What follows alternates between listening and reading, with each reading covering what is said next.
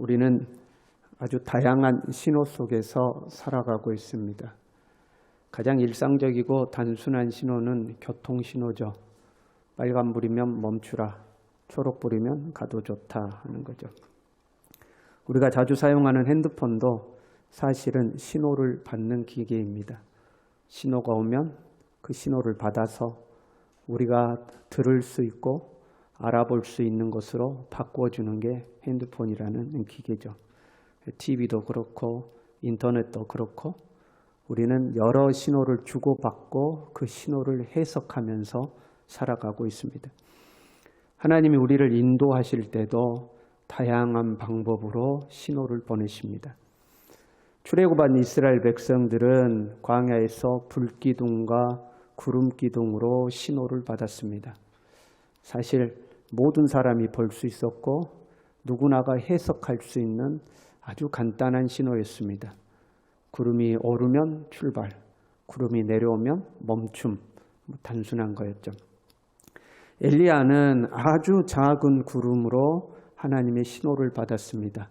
갈멜산에서 영적 전투를 끝내고 3년 반의 가뭄을 끝내기 위해서 하나님 앞에 엎드려 기도할 때에 저 수평선 끝에서 피어오르는 손바닥만한 구름을 보고 하나님의 신호임을 알아보았습니다.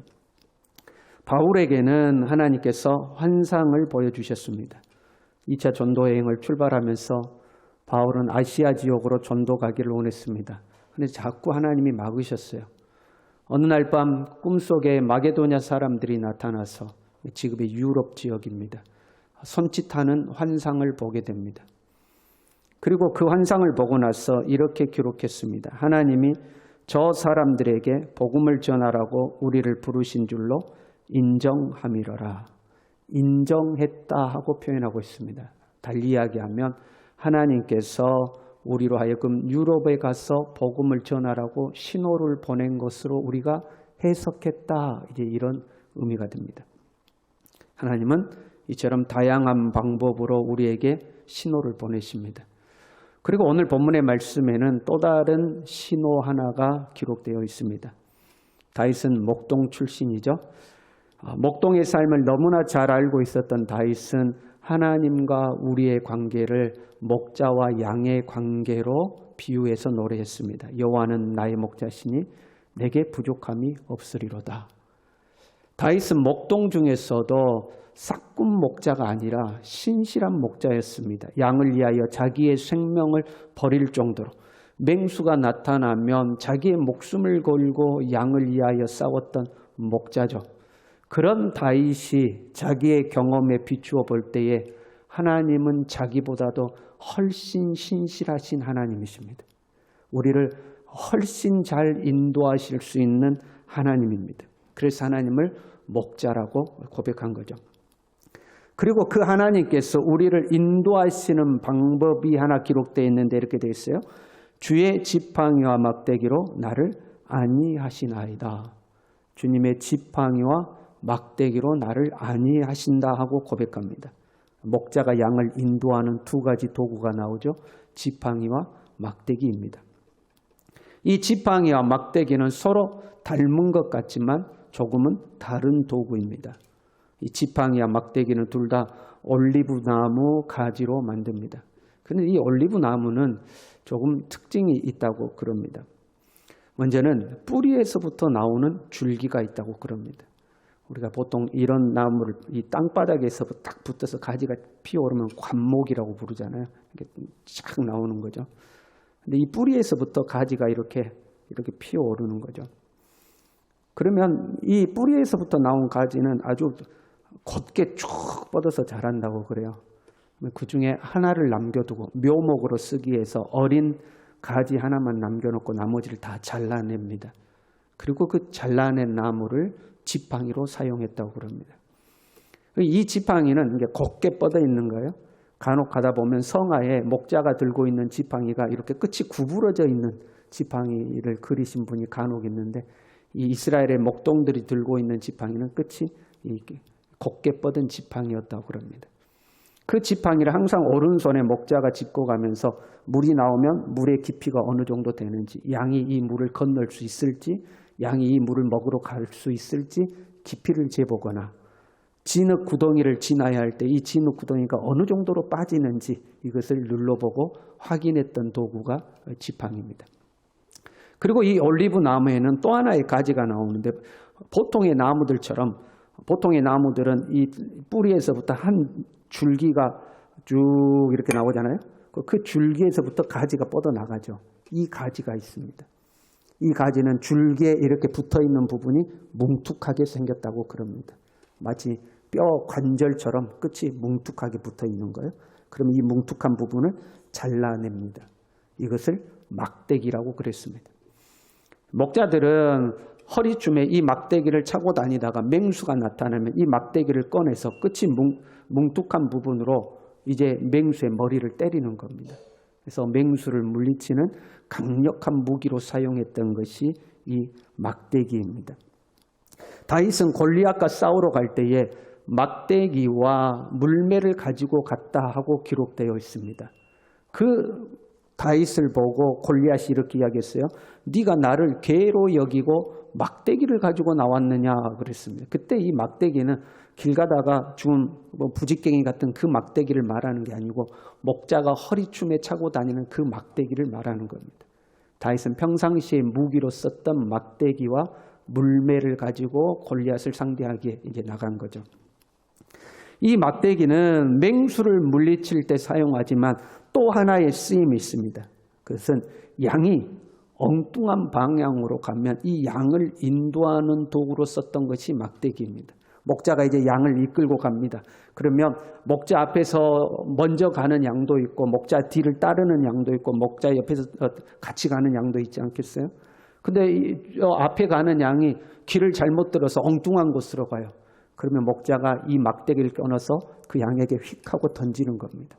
그 막대기의 뭉툭한 부분이 무겁기 때문에 그 무거운 부분이 땅에 툭 하고 떨어지면 양이 그 소리를 듣고 방향을 바꾼다고 그럽니다. 이 양의 방향을 바꾸는 데 사용했던 것이 이 막대기입니다. 다윗은 자신의 삶에서 하나님이 막대기로 자기를 이끌어 가시는 것을 경험하고 지금 본문에서 고백하는 겁니다. 주의 막대기와 지팡이가 나를 안위하시나이다. 다윗을 이끌었던 하나님의 막대기는 무엇이었을까? 다윗은 왕이 된 뒤에 하나님 앞에 성전을 지을 결심을 합니다. 그 결심을 들은 하나님께서 다윗을 아주 기특하게 여기셨어요. 그래서 하나님은 다윗을 축복하셨습니다. 그 다윗을 축복하는 내용 중에 이런 내용이 나와요. 나는 그에게 아버지가 되고 그는 내게 아들이 되리라. 여기서 그는 다윗의 후손을 말하는 겁니다. 내가 너의 후손의 아버지가 되고 내가 너의 후손은 내게 아들이 되리니 그가 만일 죄를 범하면 내가 사람의 매와 인생의 채찍으로 징계하려니와 사울에게서 내 은총을 빼앗은 것처럼 그에게서 빼앗지는 아니하리라. 하나님이 다윗에게 하신 축복 중에 하나가 뭐냐면 너의 왕위를 영원토록 해주겠다 하는 약속이었습니다. 그런데 혹시 너의 아들이나 너의 후손들이 범죄했다 그러면 내가 너의 후손들은 사울처럼 버리지는 않을 것이다. 대신 사람의 매와 인생의 채찍으로 징계할 것이다 하고 기록한 말씀입니다. 여기서 사람의 매라고 나왔는데 이 개정이 되기 전에는 사람의 막대기와 이렇게 번역이 되어 있었습니다. 사람의 막대기와 인생의 채찍 이렇게 되어 있었습니다. 어떻게 보면 그 해석이 그 번역이 더 맞다고 할 수가 있습니다. 사람의 매에 나오는 이 매라는 단어가 오늘 본문에 나오는 막대기와 동일한 단어입니다.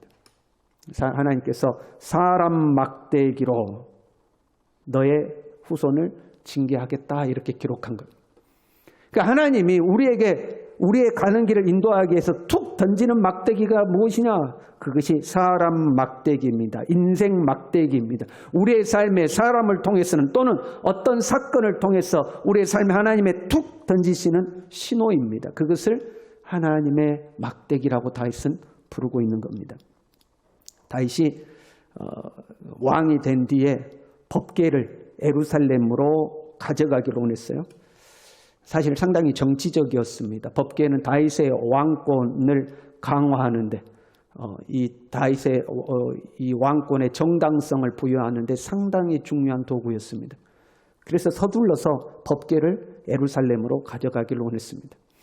법궤를 옮기는데 수레에 싣고 법궤를 가다가 수레를 끌고 가는 소가 날뛰니까 법궤가 흔들리니까 그 옆에 있던 웃사라는 사람이 법궤를 손으로 덥석 잡았습니다. 그때 하나님께서 웃사를 쳐서 웃사가 그 자리에서 죽습니다. 그 웃사가 죽는 사건을 다윗은 하나님의 막대기로 받아들였습니다. 하나님이 다윗에게 막대기를 툭 던지신 겁니다. 야, 그거 아니다 하는 겁니다. 그거 아니다.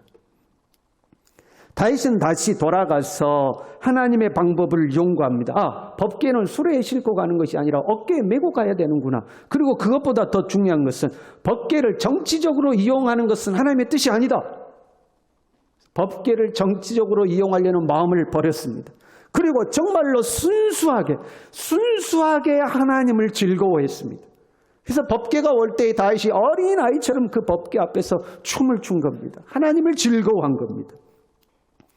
다윗 앞에 턱 떨어지는 막대기 소리를 하나님의 신호로 다윗은 해석할 줄 알았습니다. 그의 아들 솔로몬은 아버지 다윗이 기반을 닦아놓은 나라 위에 부강한 나라를 만들어냈습니다. 그리고 부강해졌을 때에 솔로몬은 여인의 치마폭에 쌓이기 시작했습니다. 이방 여인들까지 싹 다 자기 눈에 보기 아름답고 좋아 보이는 것은 다 자기 소유를 삼으려고 했습니다. 무려 아내가 1000명이나 되었습니다. 그리고 그 이방 여인들을 통해서 온갖 우상들이 나라로 흘러 들어왔습니다. 하나님께서 금하신 것을 그냥 금한 게 아니고 절대적으로 금한 일을 솔로몬은 행했습니다. 하나님은 다윗에게 약속하신 대로 솔로몬에게 막대기를 턱 하고 던지셨습니다. 그것이 무엇이었냐면 솔로몬의 신화 중에 솔로몬이 특별히 눈여겨보아서 솔로몬이 직접 발탁했던 신화, 솔로몬이 총애했던 신화가 솔로몬을 향하여 반기를 든 겁니다. 반역을 일으킨 겁니다. 그 사람이 여로보암이죠. 여로보암입니다. 여러분, 우리가 여기서 잘 이해를 해야 돼요. 여로보암이 반역을 일으킨 것은 하나님께서 솔로몬에게 턱하고 던지신 사람 막대기였습니다. 그렇잖아요. 그런데 솔로몬은 그것을 하나님의 인도로 해석하지 않았습니다. 오히려 여로보암을 잡아 죽이려고 혈안이 되었어요. 우리의 삶에 어느 날 문제가 턱 하고 찾아올 때가 있어요. 그러면 여러분, 하나님이 나에게 막대기 던진 거 아닌가 다시 한번 생각해 볼 필요가 있습니다. 어느 날 자녀에게 턱하니 문제가 생겼어요. 어느 날 나하고 그렇게 친했던 친구가 나에게 턱하고 상처를 던졌어요. 사람의 문제가 아닐지라도 경제적인 문제가 턱 생겼어요. 건강의 문제가 턱 생겼어요. 생각지도 못했던 불의의 사고가 턱하니 내게 찾아왔어요. 그러면 보통은 우리는 어떻게 하냐면요, 그 사람을 원망합니다. 그 사람을 미워합니다. 너 때문에 그래. 네가 말 안 들으니까 그렇잖아. 네가 이래서 이 문제가 생겼잖아. 그 사람을 미워하고 그 사람을 원망하고 마치 여로보암을 잡아 죽이려 했던 솔로몬처럼 그 사람에 대해서 분노와 원망을 갖게 됩니다. 그런데 사실 나를 이끄시는 하나님의 막대기일 수도 있다 이 말입니다. 여러분, 못과 망치가 있잖아요. 맨날 망치가 못을 때리잖아요. 그날도 망치가 못을 탁 때리는 거. 두들겨 맞던 못이 화가 나가지고 망치한테 소리 지르는 거죠. 야, 그만 좀 때려. 너는 왜 나를 맨날 때리냐? 네가 할 줄 아는 것은 때리는 것밖에 없냐? 하고 망치에게 소리를 지르. 망치가 이야기하죠. 야, 내가 때리는 것이 아니야. 내 주인이 나를 들고 너를 때리는 거지. 내가 너 때리는 거 아니야. 하고 망치가 이야기하는 거예요. 우리는 나를 힘들게 하는 그 사람을 망치라고 생각하고 그 망치를 향해서 원망하고 미워하고 잡아 죽이려고 분노하는데 정작 그 망치를 들고 하나님이 우리를 때릴 때가 있다는 거죠. 때리지까지는 안 하실지라도 우리 옆에 그 막대기를 툭 하고 던질 때가 있는 거예요. 하나님께서 우리의 삶에 막대기를 던지시는 것은 우리를 선한 길로 인도하기 위해서입니다. 네 지금 잘못 가고 있어. 그 길 아니야. 그 길 아니야. 방향 틀어야 돼 하고 우리의 삶에 신호를 보내시는 겁니다. 턱하고 신호를 보내시는 겁니다. 그런데 솔로몬은 그 하나님의 신호를 듣지 못하고 바로 해석하지 못하고 오히려 여로보암을 잡아 죽이려다가 결국에 나라가 두 개로 분열되어 버립니다. 오늘날 예수님을 믿는 우리 안에는 성령님이 계시죠. 그리고 하나님은 이 성령을 통하여 우리를 인도하십니다. 삶에 어떤 직접적인 문제가 생기기 전에 성령께서 우리의 마음의 지팡이를 턱 하고 던지실 때가 있어요. 여러분 그게 훨씬 좋지 않겠어요? 삶의 문제가 탁 생겨서 신호를 깨닫는 것보다 그 전에 성령께서 우리의 마음의 신호를 보내시는 것이 훨씬 좋지 않겠어요? 우리는 이 신호를 받아들일 수 있어야 됩니다. 얼마 전에 서재의 책상을 정리하다가 편지 한 장을 발견했어요. 몇 해 전에 여러분에게 소개했던 편지입니다. 현금 50만 원과 함께 왔던 편지죠. 그 편지의 내용을 여러분에게 다시 상기시켜드리면 중고등부 시절을 우리 교회에서 보냈던 분입니다. 그리고 세월이 많이 지났어요. 신앙생활하다가 어느 날 그 마음 가운데 턱 하고 성령의 막대기가 던져진 거죠. 자기가 중고등부 시절에 헌금 이혼을 했는데 예배 시간에 헌금 바구니를 가지고 가다가 남이 보지 않으면 거기서 헌금을 슬그머니 빼낸 거예요. 몇 번 그렇게 빼낸 거예요. 그런데 어느 날 그것이 마음에 턱하니 부딪혀 온 겁니다. 그래서 회개하는 마음으로 회개 편지와 함께 그 당시에는 돈 1,000원짜리 몇 푼이었겠지만 자기 나름대로 준비를 해서 자기 어린 시절을 보낸 교회에 보내온 겁니다. 그 성령께서 그 마음에 턱 하고 던졌을 때에 몰라 언제적이니 수십 년 다 지난 일인데 이제서 그때 내가 그 돈 몇 푼 가져가지도 않았는데 하고 거절하고 부인할 수도 있었을 것입니다. 그러나 자기에게 던져진 턱 소리를 하나님의 신호로 해석하고 받아들인 거죠. 하나님께서 그분을 축복하실 줄로 믿습니다. 하나님께서 여러분 우리에게 이 성령을 통해서 막대기를 던지실 때에 그 소리를 들을 수 있기를 바랍니다. 성령을 소멸치 말고 성령께서 우리의 가운데서 턱하니 던지실 때에 외면하지 말고 민감하게 반응하는 우리 모두가 될 수 있기를 바랍니다. 때로 우리의 삶 가운데 어떤 문제가 턱하고 찾아왔을 때 그 신호 속에 하나님의 인도를 해석하는 우리가 될 수 있기를 바랍니다.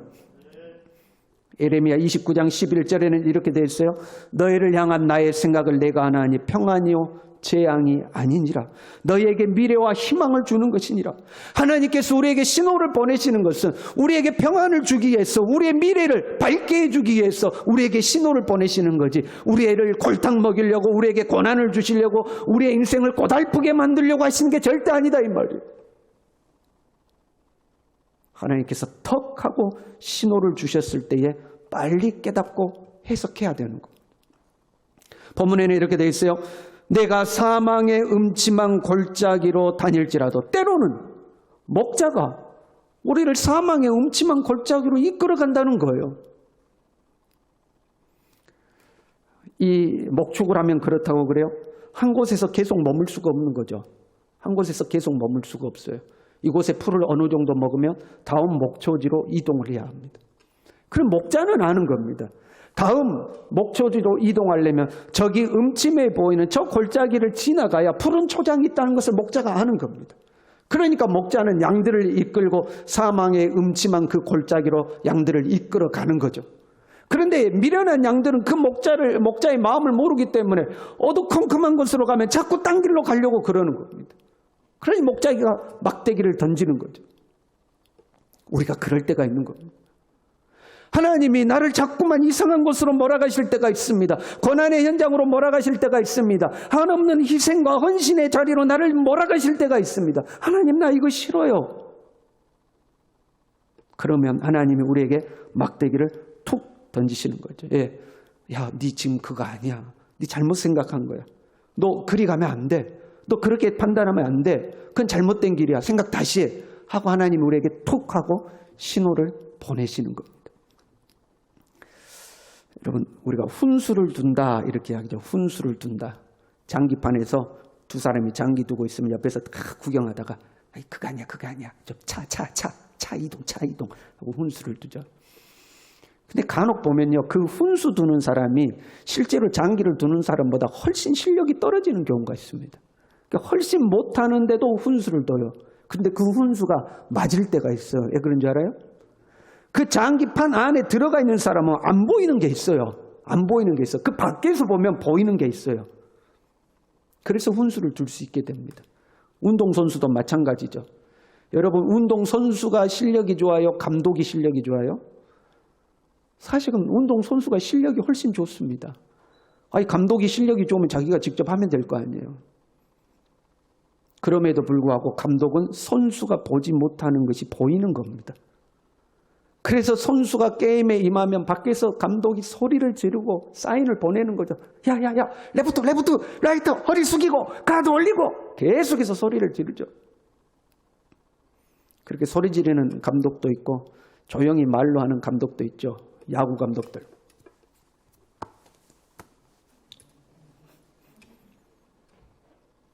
그러면 경기에 임해 있는 선수는 끊임없이 감독의 사인을 주목해야 되는 겁니다. 끊임없이 감독의 사인에 귀를 기울여야 하는 거예요. 그리고 그 감독의 사인대로 내가 가야 경기에서 승리할 수가 있는 겁니다. 우리의 감독은 하나님이 되시는 줄로 믿습니다. 하나님 우리의 코치가 되시는 줄로 믿습니다. 그런데 이 하나님은 우리보다 실력이 뛰어납니다. 지혜가 월등합니다. 명철이 한이 없습니다. 그렇다면 우리는 당연히 하나님이 인도하시는 대로 따라가야 되지 않겠습니까? 하나님께서 우리에게 사인을 보낼 때 여러분 그 하나님의 사인을 알아들을 수 있기를 바랍니다. 하나님의 사인에 여러분 초점을 맞추시길 바랍니다. 치열하게 운동하는 그 시합하는 선수가 그 치열한 중에도 감독의 소리에 귀를 기울이고 감독의 사인에 주목하는 것처럼 우리의 삶이 아무리 바쁘고 힘들고 치열할지라도 우리는 하나님의 사인을 끊임없이 봐야 하는 겁니다. 하나님의 신호를 끊임없이 집중해야 되는 겁니다. 우리는 연약한 양과 같은 존재니까. 우리는 다 미련한 양과 같은 존재니까. 선하신 주님께서 우리에게 막대기를 툭 던질 때에 그 주님의 신호를 받아들이고 해석하고 따라갈 수 있는 우리 모두가 될 수 있기를 간절히 바랍니다. 우리 그 마음으로 함께 하나님 앞에 찬양하겠습니다.